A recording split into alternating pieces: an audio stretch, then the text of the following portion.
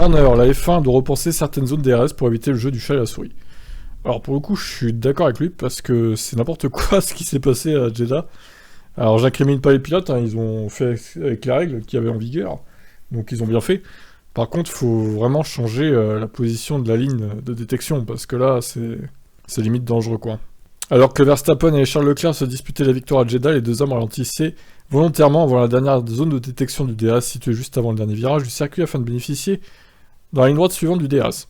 Si le Néerlandais est sorti vainqueur de ce petit jeu à l'arrivée, ça n'empêche pas son directeur Horner d'estimer que la F1 devrait revoir certaines de ces zones, afin qu'ils ne deviennent pas monnaie courante de voir des pilotes freiner volontairement, en pleine ligne droite.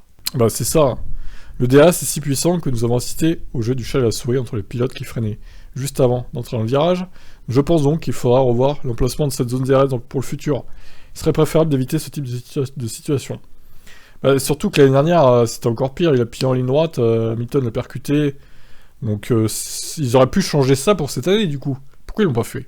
Donc ils en parlent après justement. Cependant, ça n'a pas empêché Toto Wolff, directeur de Mercedes, d'apprécier le spectacle proposé le week-end dernier.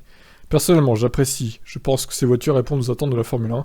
Nous avons vu de beaux dépassements à LDRS, c'est certes très puissant, mais ils nous offrent un grand spectacle désormais. C'est très agréable à regarder.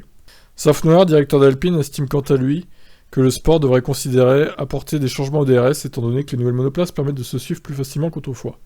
Nous devons à présent évaluer l'importance du DRS sur ces voitures, car vous pouvez suivre bien plus facilement désormais. Il était auparavant bien plus facile de casser le train provoqué par le DRS et de s'échapper. Alors, oui, mais d'un côté, l'aspiration était réduite. Donc, je pense pas qu'il faille quand même enlever le DRS, je pense qu'il faut le garder.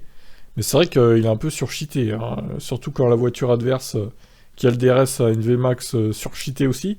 Je vise notamment Red Bull. Après, c'est les réglages, hein. Je les incrimine pas, mais c'est vrai que le différentiel de vitesse était assez fou quand même. Bon, en tout cas, il faut faire quelque chose hein, pour les lignes de détection, parce que là, c'est pas possible de revoir des freinages plusieurs centaines de mètres limite avant le virage, en fait. C'est pas normal. Tout ça pour pas que l'autre ait le DRS à la ligne d'après, enfin, à la ligne droite d'après, c'est n'importe quoi. Bon, qu'est-ce que vous en pensez, vous? Ciao.